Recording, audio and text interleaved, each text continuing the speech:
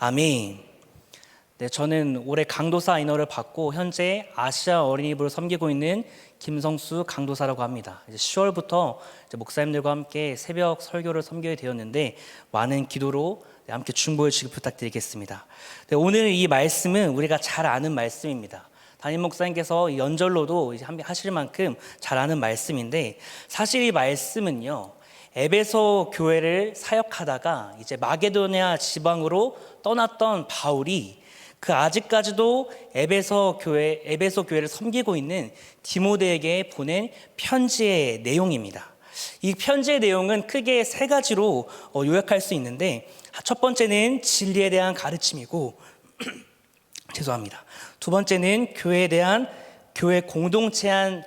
공동체에 대한 지침과 세 번째는 교회의 직분에 대한 자격을 가르치고 있습니다. 오늘은 특별히 이 말씀을 통하여서 바울이 거짓 교사들을 대적하며 선포했던 그 진리를 통해서 우리가 함께 은혜를 나누길 소망합니다. 오늘 이 말씀 가운데 진리가 선포될 때에 오늘 새벽 예배에 참석하신 우리 모든 성도님들의 삶이 하나님께 나아가는, 감사로 나아가는 귀한 날이 될 줄 믿습니다.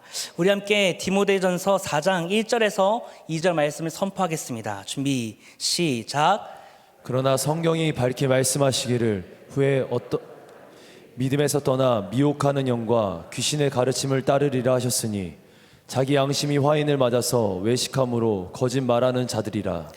우리 1절의 말씀을 보면 사도 바울은 디모데에게 구체적인 교훈을 시작하면서 먼저 시작한 단어가 어떤 말이냐면 바로 그러나라는 말로 시작을 하고 있습니다.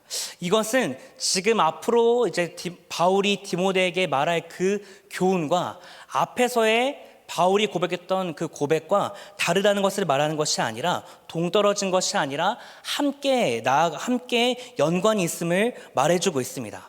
그래서 우리 바로 함께 그 앞부분인 디모데전서 3장 16절 말씀도 함께 선포하겠습니다. 준비 시작. 그도다 경건의 비밀이여 그렇지 않다 하는 이 없도다.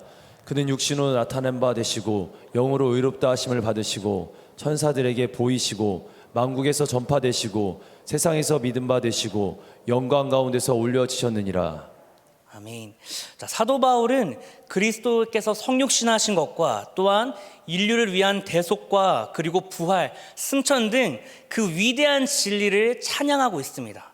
이 진리대로라면 이 땅에 있는 창조받는 모든 것들은 하나님을 찬양하고 하나님께 마땅히 영광을 올려드려야 되는 것이 맞습니다. 그런데 그렇지 않은 자들이 이 에베소 교회 안에 있고 그 땅 가운데 있다는 것을 밝히 보여주고 있습니다. 그리스도의 비밀과 진리가 위대함에도 불구하고 영접하기는커녕 도리어 그것을 배척하고 떠나는 자들이 있다고 성경은 말하는 것입니다. 그들이 누구냐면 바로 성경의 표현대로 말하면 양심의 화인을 맞은 사람들입니다.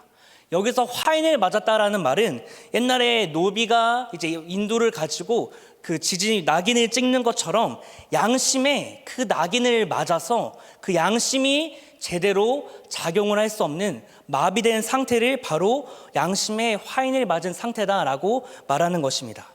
그렇게 양심에 마비된 사람들, 화인을 맞아 마비된 사람들이 가르치는 그 거짓 가르침이 무엇이냐면 바로 혼인을 금하고 어떤 음식물들을 먹지 말라는 것입니다. 우리 함께 디모데전서 4장 3절 말씀을 다 함께 선포하시겠습니다.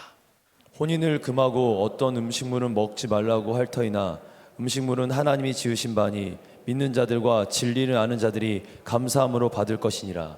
아멘.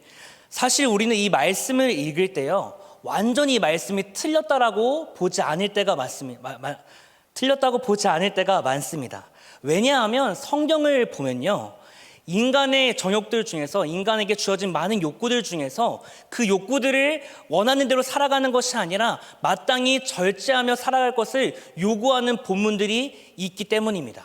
그런데 오늘 이 말에서 말하는 거짓 교사들이 말하는 그 가르침은요, 절제를 말하는 것이 아닙니다. 긍정적인 의미에서 절제가 아니라 완전한 부정을 말하고 있습니다.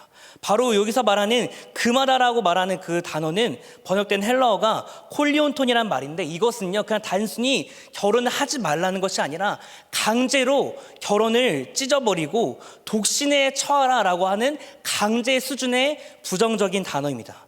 또한 패하다, 그 음식을 먹지 마라, 패하라라는 이 말은요 아페케스다이라는 말인데, 이 뜻은 어떤 것이냐면 음식을 멀리하되 특별히 고기 같은 것을 멀리하라라고 말하는 것입니다.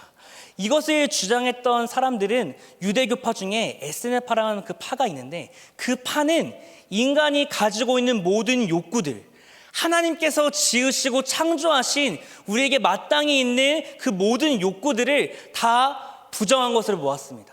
그래서 그들이 주장하는 것은 무엇이냐면, 인간이 쾌락을 누리는 것, 우리가 성욕이나 아니면 우리가 있는 식욕들을 누리는 것 자체가 부정하다 생각했습니다.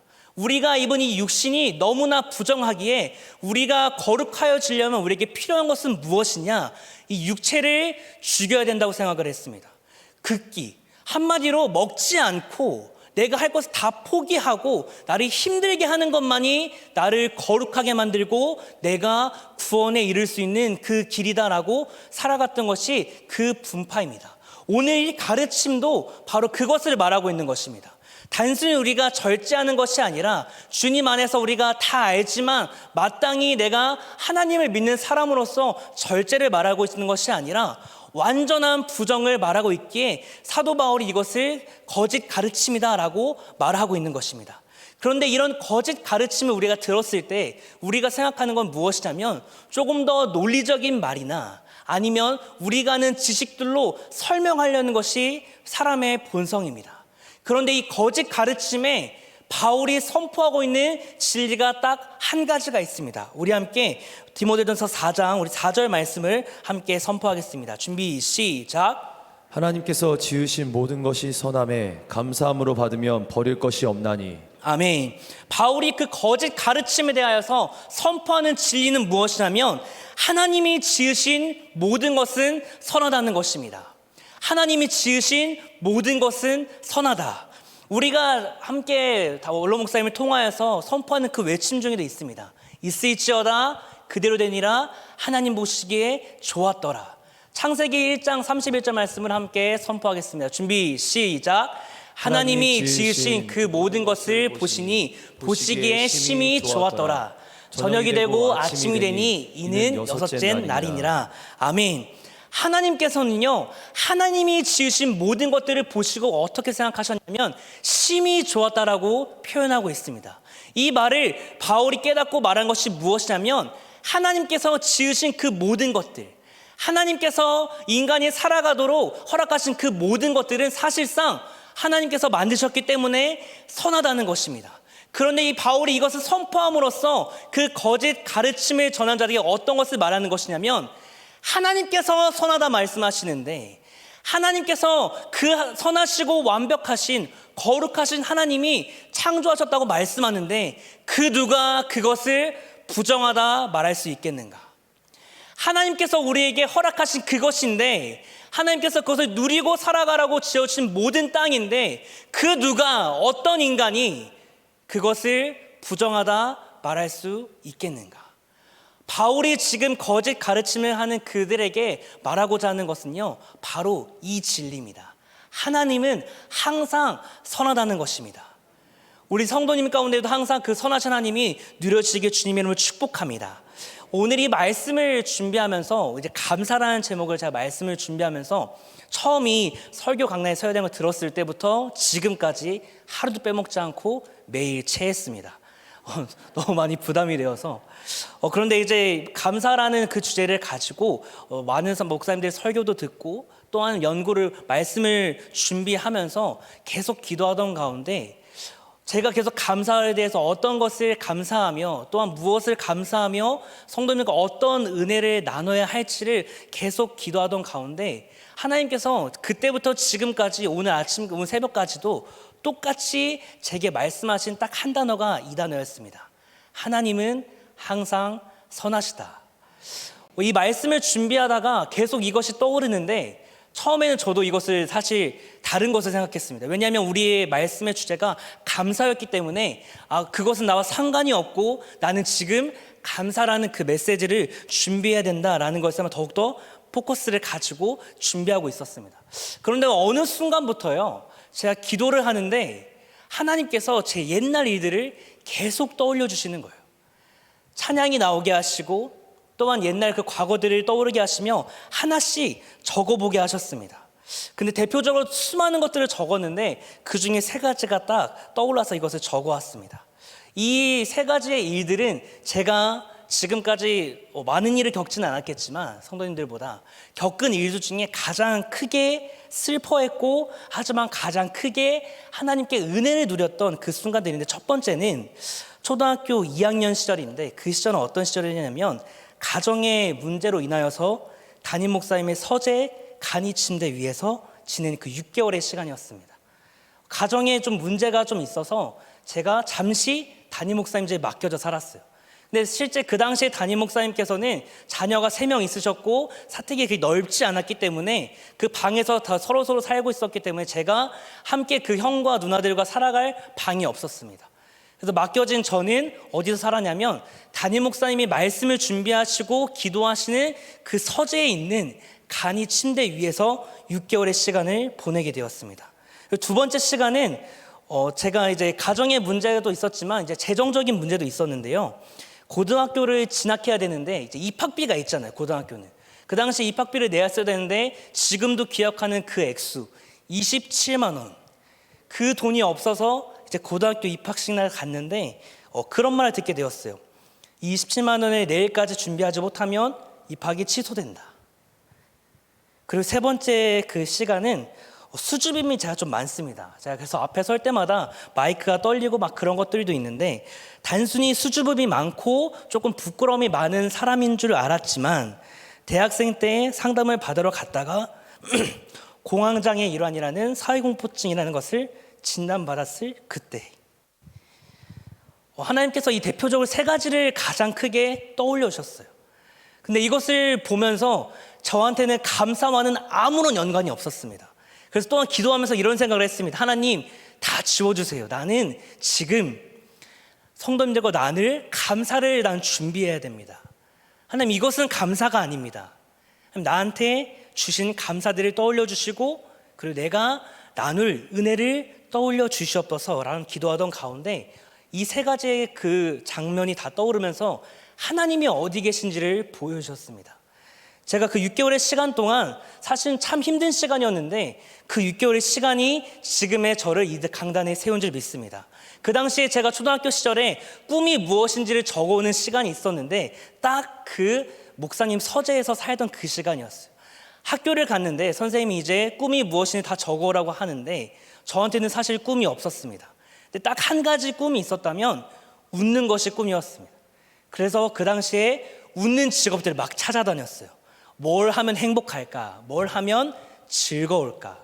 막 찾아다니던 가운데 엄청난 많은 직업이 있었지만 그 가운데 5가지의 직업을 찾게 되었습니다. 경찰, 그리고 돈을 많이 벌 수 있다는 어떤 사자가 들어간 직업들, 아니면 가수, 그리고 목회자, 그리고 이 정도의 직업을 뽑았는데, 그리고 하나씩 관찰하기 시작했습니다. 교회 성도님들 중에 경찰이신 분들을 막 관찰하다 보니까요, 항상 즐거우세요. 그런데 어느 순간 전화를 받고는 그 긴급 출동이 생기면 얼굴 사색이 되시고 막 달려나가시는 거예요. 그래서 경찰은 아니다, 지웠습니다. 그래서 소방관도 있었어요. 소방관도 되게 멋져 보이고 너무나 좋아 보였는데 어느 날 보니까 예배에 그 성도님이 빠지신 거예요. 그래서 궁금해가지고 왜 저분은 우리 어머니와 함께 예배 드리는 분이신데 왜 빠졌을까 보니까 또 어딘가에 불이 나서 막 가고 있다고 하는데 몇 주 뒤 돌아오셨는데 몸에 흉터가 생기셨던 거예요. 그래서 보면서 무서워서 소방관도 탈락. 막 지어가다 보니까 한 가지 남았던 것이 바로 목사라는 직업이었습니다. 그래서 제가 이제 목사님 서재에서 살다 보니까요, 항상 목사님의 교회에서의 모습과 집 안에서의 모습도 함께 볼 수 있었습니다. 근데 신기한 거는 그 당시에 저를 이제 품어주셨던 그 목사님은요, 집 안에서와 밖에서의 삶이 동일된 분이셨습니다.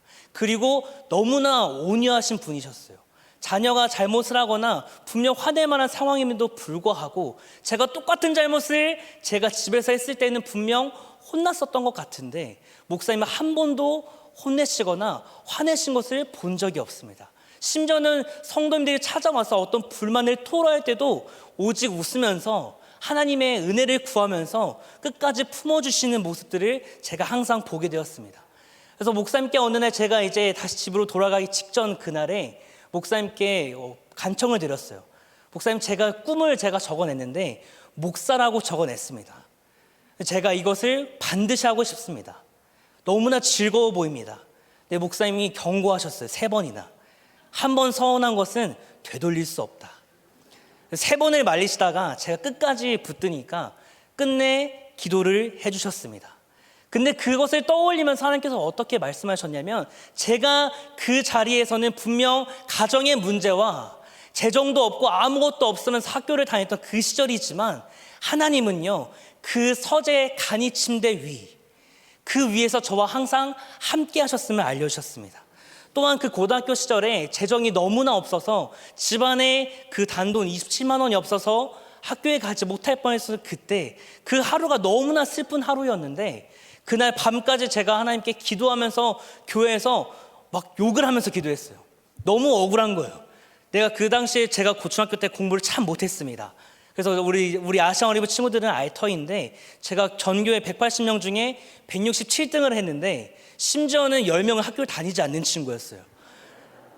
원래 이 정도 성적이면 원래는 인문계를 갈 수가 없습니다. 근데 어찌해서 인문계를 턱걸이로 친구와 함께 붙었는데 27만 원이 없어서 학교에서 떨어진다는 소리를 들었을 때 너무나 좌절됐습니다. 그래서 하나님께 교회 가서 막 기도하는데 아마 목사님이 서재에서 놀라셨던 것 같아요. 제가 막 욕을 하면서 막 기도하니까 너무 억울해서. 근데 그때 하나님이 너무나 감사한 것은 어디선가 갑자기 돈이 들어왔던 거예요. 아버님께 그렇게 막 기도하고 있던데 전화가 와서 딱 이런 한마디 하셨습니다. 성수야, 내일부터 학교 가. 그래서 그 다음 날부터 제가 그 돈을 들고 학교에다 제출을 하고 즐겁게 또한 학교를 다녔습니다. 그리고 마지막 떠올려주신 그 3번째는 어떤 것이냐면 제가 대학생 때 이제 신학교를 갔다 보니까 신학교에서 상담학을 배우더라고요. 근데 당시에 상담학 교수님이 이제 죄송합니다. 쉬는 기간이어서 연구 기간이어서 심리학 교수님이 저의 상담학에 들어오신 거예요. 근데 그 수업을 막 듣다 보니까 그 심리학 교수님이 상담했던 케이스들을 자세히 보니까 저와 비슷한 사람들이 있는 것 같은 거예요. 그래서 그 교수님께 말씀을 드려서 한번 상담을 받았는데 제가 그 공황장애의 일부였던 사회공포증이라는 것이 있는 것을 알게 되었습니다. 어떤 것이 있었냐면 이렇게 사람들 앞에 서면요 환청이 들립니다. 어떤 환청이냐면 저를 비웃고 욕하고 저를 계속 히덕거리는 환청이 들렸습니다. 사람들 앞에 한 번도 서보질 않았어요. 대학생 때 이렇게 PPT를 발표하거나 발표하는 수업이 많은데 그럴 때마다 친구와 짝을 맺어서 제가 자료 준비를 다 해주고 그리고 친구를 발표시켰습니다. 대학교 4년 내내 한 번도 발표를 하지 않고 거의 졸업을 할 정도로 그 수준이 많았었는데 그 당시에 그 사회공포증이 있다는 것을 알게 되었을 때 너무나 좌절스러웠어요. 왜냐하면 교수님이 저에게 자퇴를 권하셨거든요. 앞에 서야 되는 사람인데 이러면 조금 힘들지 않을까. 근데 그 말이 저에겐 너무 힘들었습니다. 그래서 그것을 극복하기 위해서 매일 학교 앞에 있는 그 공원에 나아가서 5시간씩 책을 읽었습니다. 근데 책을 얼마나 읽었냐면 5시간에 한 장을 못 읽어요. 왜냐하면 5시간 내내 제 귀에는 지나가는 사람들마다 저를 비웃고 욕하고 저에게 비난하는 소리들만 들렸기 때문입니다. 근데 그렇게 울며 보냈던 시간이 1년쯤 지났을 때 너무나 감사하게 어느 순간 하나님께서 그 음성들을 막아주셨습니다. 근데 그 매일매일 1년 동안 나왔던 그 시간 동안에 하나님은요 저와 함께 제 등 뒤에서 함께 계셨음을 말씀해 주셨습니다. 오늘 이 바울의 말씀을 제가 계속 듣고 떠올렸을 때 이런 마음이 들었습니다. 왜 하나님이 선하다는 것을 선포했을까? 많은 거짓 가르침들이 있고 지금 이 시기에도 이 현재에도 신천지나 다른 이단들이 참 많습니다. 하나님의 말씀을 전하는 것처럼 말을 하면서 하나님께 가는 구원인 것처럼 말을 하면서 교묘하게 속이는 사람들 참 많습니다. 근데 그런 사람들 가운데, 그런 현실 가운데 바울이 선포했던 것은 하나님은 선하시다는 것입니다. 근데 그걸 선포할 수 있었던 바울의 그 간증은 무엇이냐면요, 바로 하나님이 어떤 분인지를 알았기 때문입니다. 그래서 바울이 고백하는 마지막은 무엇이냐면 오늘 말씀 디모데전서 4장 5절 말씀을 함께 선포하겠습니다. 준비 시작. 하나님의 말씀과 기도로 거룩하여짐이라. 아멘. 사랑하는 성도 여러분, 우리 예수를 믿는 우리는요, 하나님이 선하신 것을 알고 있는데 불구하고 날마다 그 선하심을 잃어버릴 때가 참 많습니다. 우리가 바쁘다는 핑계로, 내가 돌봐야 되고 너무나 많다는 핑계로 말미암아 하나님은 우리를 깨끗한 그릇과 같이 만드셨는데 우리가 그 안에 더럽혀진 것들을 치운다는 핑계로, 내가 내 안에 더러워진 것을 없애겠다는 핑계를 대다가 나도 모르는 사이에 우리의 그릇들이 참 더러워진 것들을 많이 보게 됩니다. 하지만 바울이 그런 것들을 위하여서 선포하는 것은 무엇이냐면요, 바로 하나님이 어떤 분이신지를 계속해서 알아가라는 것입니다. 우리의 삶 가운데 감사가 부족하십니까?